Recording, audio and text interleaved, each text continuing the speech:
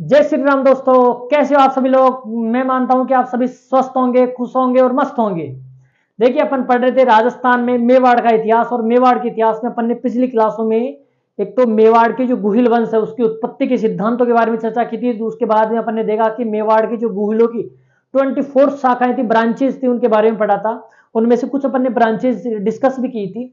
लेकिन आज अपन उनसे थोड़ा आगे चलते हैं और देखते हैं कि वो मिथिकल घटना कौन सी है, वो कौन सी एक काल्पनिक घटना है जो कि इतिहास में मेवाड़ के शासकों के लिए प्रचलित रही है। उसके बारे में चर्चा करेंगे। यहां तक कि उसका कहीं ना कहीं जिक्र जैन ग्रंथों में मिलता है, जिसके आधार पर कर्नल जेम्स टोड इसका विवरण देते हैं। तो जब अपन इसकी बात करते हैं तो कहते हैं कि पहले गुर्जर राज्य में, कौन से राज्य में, गुर्जर राज्य में केहर नामक नगर था। किस नाम से नगर था? एक केहर नाम से नगर था। तो इस केहर नामक नगर में देवादित्य नाम का एक ब्राह्मण रहा करता था। किस नाम का? देवादित्य। देवादित्य नाम का एक ब्राह्मण रहा करता था। इसी ब्राह्मण की एक पुत्री थी जिसका नाम था सुभांगा। कहते हैं सुभांगा का जब विवाह हुआ तो सुभांगा के विवाह के समय ही उसके पति का क्या हो गया? उस पति का इंतकाल हो गया, वो मर गया। तो सुभांगा क्या हो गई? विधवा हो गई। सुभांगा क्या हो गई?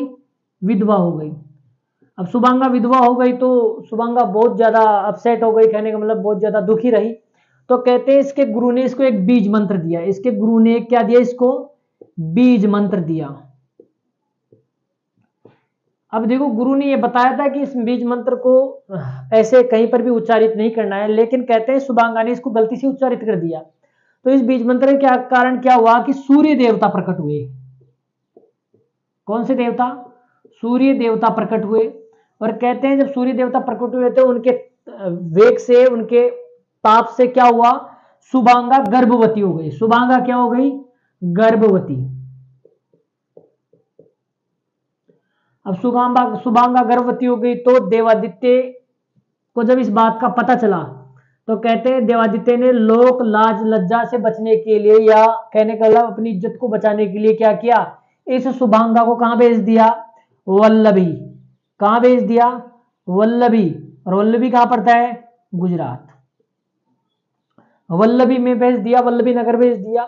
अब कहते हैं कि जब सुभांगा का पुत्र हुआ तो पुत्र जब अपने मित्रों के साथ खेलता था, कूदता था, कहीं पर भी जाता था तो उसके मित्र उसके पिता के बारे में पूछते थे कि बे तेरे पिता का नाम क्या है। अब वो कहां से बताए कि पिता का नाम क्या है, कि उसको तो पता ही नहीं है भाई अपना पिता कौन है।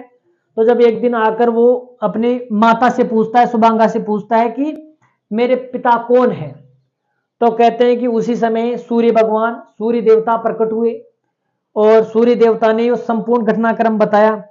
ठीक है। इसके बाद में सूर्य देवता अपने चले गए। कहते हैं सूर्य देवता ने इसको एक पत्थर दिया, यानी सुभांगा देवी के पुत्र को क्या दिया? एक पत्थर। और पत्थर को देखकर ये बोला कि इस पत्थर को हाथ में रखकर तू जिससे भी युद्ध करेगा वो क्या हो जाएगा? पराजित हो जाएगा। कहते हैं एक मल्ल युद्ध में इसी पुत्र ने क्या किया? वल्लभी के राजा को क्या कर दिया? पराजित कर दिया। वल्लभी के शासक को क्या कर दिया? पराजित कर दिया। वल्लभी के शासक को पराजित कर दिया। पत्र हाथ में रखता था, इसलिए इसका नाम क्या पड़ा?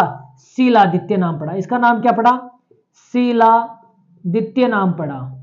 क्या नाम पड़ा? इस पुत्र का नाम क्या पड़ा? शीलादित्य। अब यहाँ के शासक को पराजित कर दिया तो शीलादित्य कहां का राजा बन गया? वल्लभी का राजा बन गया। अब शीलादित्य का विवाह कहां हो गया? आबू के परमार वंश से। आबू का जो परमार वंश है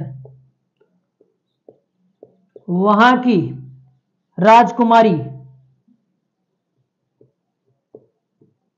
पुष्पावती से क्या हो गया? इसका विवाह हो गया। क्या हो गया? इसका विवाह हो गया।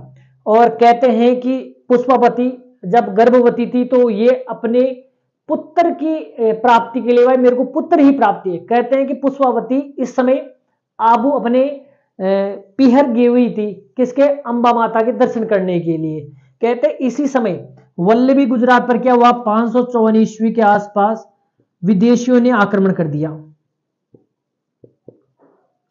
विदेशियों ने क्या किया, आक्रमण किया और कहते हैं वल्लभी को नष्ट कर दिया। पुष्पावती इस समय कहां पर गई हुई थी, आबू में गई हुई थी। जब वापस लौट रही तो रास्ते में उसको पता चला, गर्भवती तो थी, रास्ते में पता चला कि वल्लभी नगर नष्ट हो गया है और शिलादित्य मारा गया है। तो उस समय ये सती होना, इसके साथ में उसकी सखियां भी थी, कहने मतलब दासियां भी थी। तो कहते हैं उस समय पुष्पावती सती होना चाहती थी अपने पति के साथ। भाई पति तो मर गया है तो दूसरी जगह वहीं पर उसकी निशानी के साथ सती होना चाहती थी, लेकिन गर्भवती होने के कारण ये सती नहीं हो पाई। कहते हैं पुष्पावती ने मावल्य की गुफा में, कौन सी गुफा में,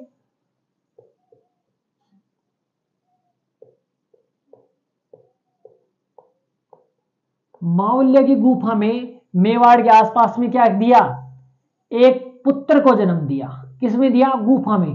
अब गुफा में जन्म होने के कारण इस पुत्र का क्या नाम पड़ा, तो इस पुत्र का नाम गु है, गो है वो बोलते हैं, या गुहिल। ये आगे चल क्या किस नाम से जाना गया, गुहादित्य के नाम से जाना गया। किस नाम से, गुहादित्य के नाम से जाना गया। तो पुष्पावती ने क्या किया, गुफा में एक पुत्र को जन्म दिया, और पुत्र ये गुफा में जन्मने का नहीं, किस नाम से जाना गया, गो है, गुहिल या गु है या गुहदित्य के नाम से जाना गया। कोई सा भी नाम हो सकता है, ठीक है, इस नाम से जाना गया। ये ज्यादातर प्रचलित किस नाम से रहा, गुहिल या गुहादित्य के नाम से प्रसिद्ध हुआ।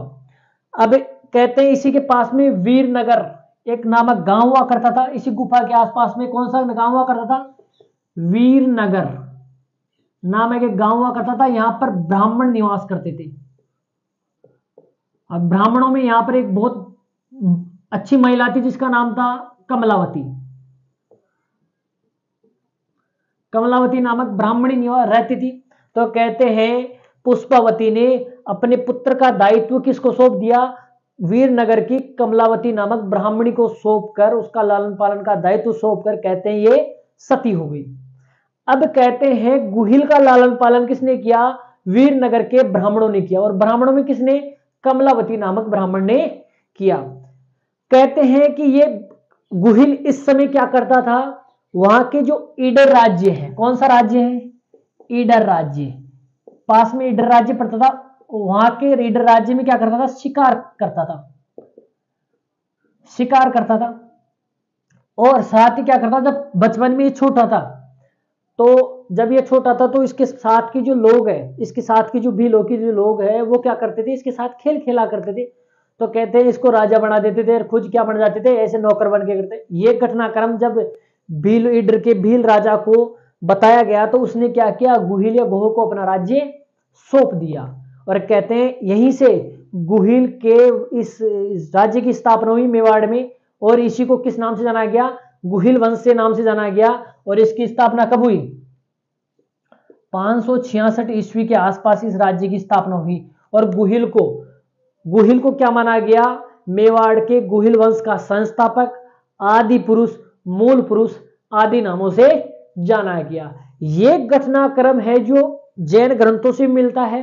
और इसी घटनाक्रम के बारे में कर्नल जेम्स टोडी बताता है कि मेवाड़ के शासक कहां से आए, वल्लभी से। इसी घटनाक्रम को प्रमाणिक किसने माना है, तो मेवाड़ के बहुत प्रसिद्ध इतिहासकार कविराज श्यामल दास ने इस घटनाक्रम को सही मानते हुए मेवाड़ के शासकों को कहां से आने वाला बताया है, तो वल्लभी से आने वाला बताया है। तो एक बार आप स्क्रीनशॉट लो इस घटनाक्रम का, फिर अपन थोड़ा आगे चलते हैं।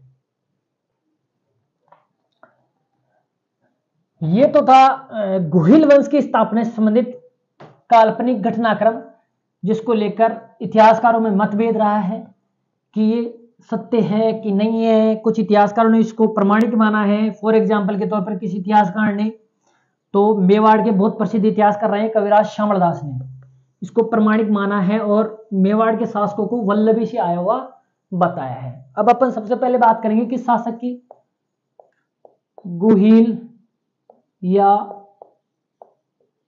गुहिलादित्य। ठीक बात है।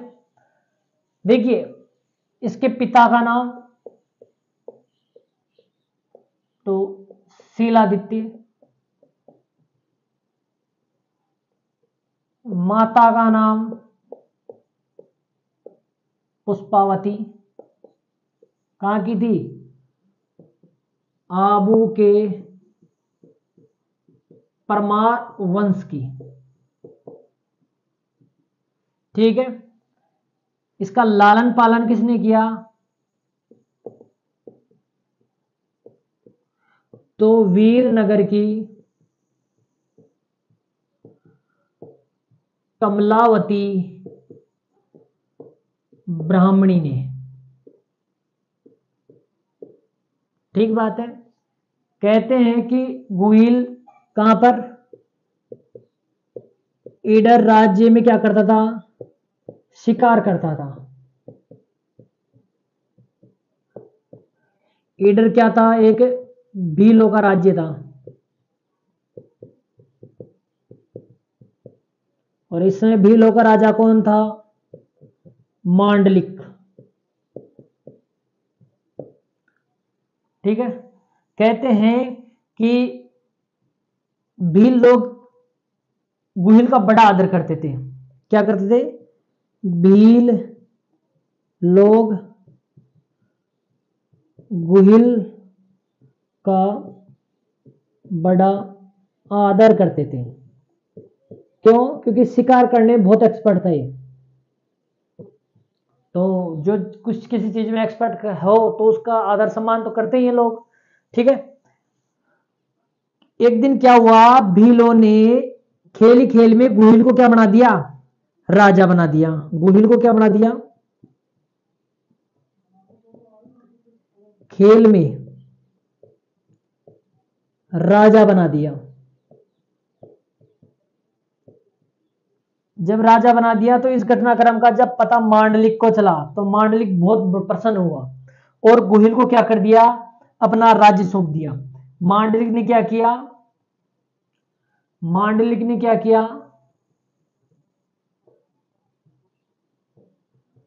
गुहिल को अपना राज्य सौंप दिया।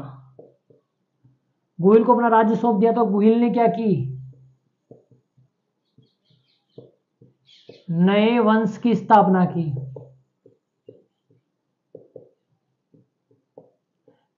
जो किस नाम से जाना गया?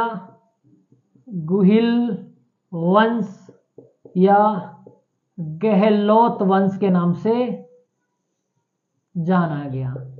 इस वंश की स्थापना कब हुई थी? तो 566 ईस्वी में हुई थी। संस्थापक कौन था?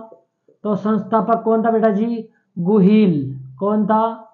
गुहिल या गुहादित्य इसका संस्थापक था। इसी कारण मेवाड़ के गुहिल वंश का आदि पुरुष,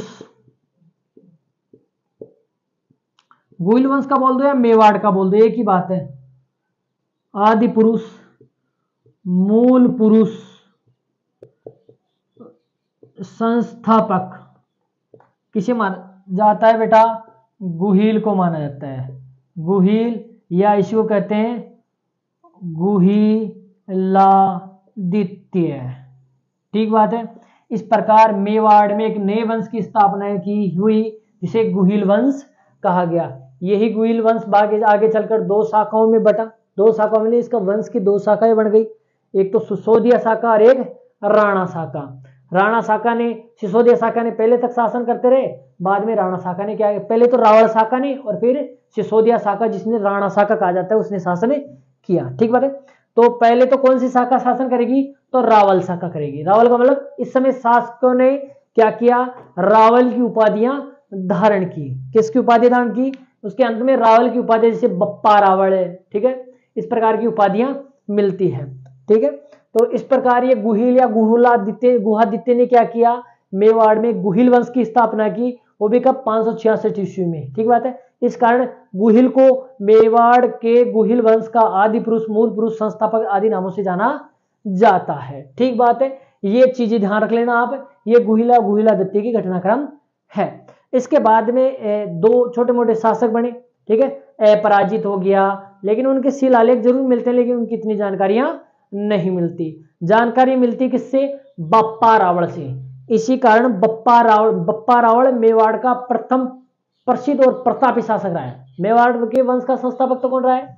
गुहिल वंश का संस्थापक गुहिल या गुहादित्य रहा है, लेकिन मेवाड़ का प्रथम प्रतापी और शक्तिशाली शासक कौन हुआ है? बाप्पा रावल हुआ है। इसी कारण बाप्पा रावल को मेवाड़ के वंश का वास्तविक संस्थापक माना जाता है। वो चीजें अपन चर्चा करेंगे जब अपन किसकी बात करेंगे? बप्पा रावल की बात करेंगे। बप्पा रावल की अपन मध्य एशिया की विजय की भी चर्चा करेंगे। यहां तक कि बप्पा रावल की मध्य एशिया की विजय को देखकर बप्पा रावल को क्या कहा गया है? मेवाड़ का चार्ल्स मार्टल कहा गया है। तो एक बार आप स्क्रीनशॉट लो ताकि अपन आगे चले। ये तो था आपका गुहिल या गुहादित्य। अब इस गुहिल के 8वीं पीढ़ी तक ऐसा कोई शासक नहीं हुआ जो काफी प्रसिद्ध रहा हो। बस नाम मात्र मिलते हैं, जिनमें से 2 शासकों के अपन को अभिलेखों में भी नाम मिलते हैं, उनके अभिलेख भी मिलते हैं। क्योंकि अभिलेख अपन ने पहले पढ़ लिए उनके। तो पहला तो है एक शासक जिसका नाम है क्या? शील या शीलादित्य भी कहते हैं उसको। क्या नाम है? शील या शीलादित्य भी कहते हैं इसको। ठीक है, ये वो वाला शीलादित्य नहीं है, दूसरा है शील। इसके समय का एक अभिलेख मिलता है जिसे सामोली अभिलेख कहते हैं। इसके बारे में अपन ने पहले पढ़ लिया है कि सामोली अभिलेख में कौन कौन सी चर्चाएं संस्कृत भाषा कुटिल लिपि में लिखा हुआ है। ठीक बात है, बहुत सारी चीजें सामोली अभिलेख है। और शीलादित्य के बारे में इसके अलावा कोई जानकारी नहीं है, बस इतना सा बताया गया प्रतापी शासक है। ठीक बात है। शील के बाद में एक शासक बना अपराजित। तो इसका एक अभिलेख है जिसका नाम है अपराजित का अभिलेख।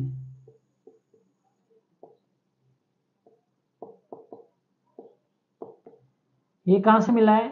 कुंडेश्वर मंदिर उदयपुर से प्राप्त हुआ है। इस अपराजित के जो शिलालेख है वो इसके अंदर इस अपराजित के बारे में कुछ जानकारी वो दी हुई है। जैसे सामोली अभिलेख में बहुत सारे नामों का जिक्र किया गया है, जैसे वटनगर, अरण्यवासिनी, इसमें यह भी जिक्र है कि जावर जिसे अरण्यवासिनी कहा गया है, वहां पर शीशे और जस्ती की खानों का काम प्रारंभ हो गया था। इस प्रकार की जानकारियां हैं, ये अपन ने पहले पढ़ रखी है। ठीक पर है अपराजित। इसके बाद में एक और शासक बना जिसका नाम था नागादित्य।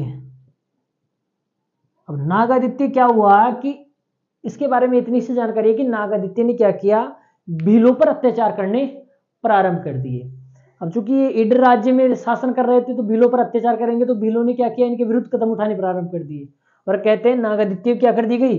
हत्या कर दी गई। इसी समय नागादित्य की पत्नी के क्या था? एक पुत्र था जो 3 वर्ष का पुत्र था। ये 3 वर्ष का पुत्र किस नाम से जाना गया? बप्पा रावल से जाना जाता था। तो ठीक है, नागादित्य ने क्या किया था?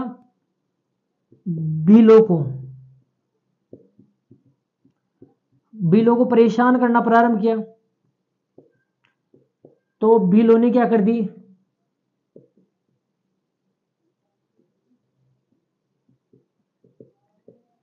इसकी हत्या कर दी।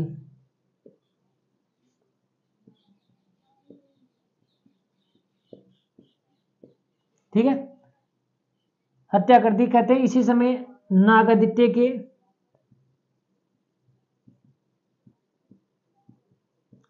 नागादित्य के 3 वर्ष का पुत्र था जिसका नाम बप्पा था। क्या था? बप्पा या बाप्पा था। कहते हैं इसी नागादित्य ने नागदा नगर बसाया। कि कौन सा नगर बसाया था? नागादित्य ने, ध्यान रखना, नागदा नगर बसाया। यही आगे चलकर क्या बना? बप्पा रावल की राजधानी बना। और आगे चलकर मेवाड़ में कहां तक? अल्लड़ तक नागदा नगरी क्या रहा? मेवाड़ के शासकों की राजधानी रहा। तो नागादित्य ने क्या क्या किया? एक तो नागदा नगर बसाया, भीलों को परेशान किया, तो भीलों ने क्या कर दिया? इसकी हत्या कर दी। इस समय नागादित्य का 3 वर्ष का पुत्र था जिसका नाम क्या था? बप्पा या बाप्पा था। कहते इसकी विधवा ने क्या किया?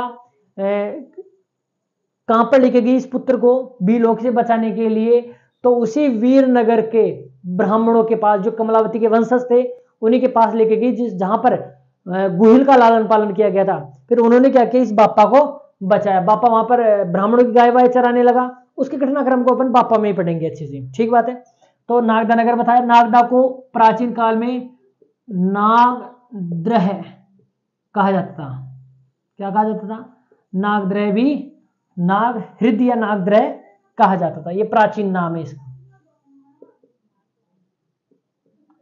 बस इतना सा ध्यान रखना, इससे ज्यादा इनके पास कोई डिटेल नहीं है। सामूल्य अभिलेख आप अभिलेखों में पढ़ चुके हो पहले, पराजित का अभिलेख भी पढ़ चुके हो, ठीक बात है।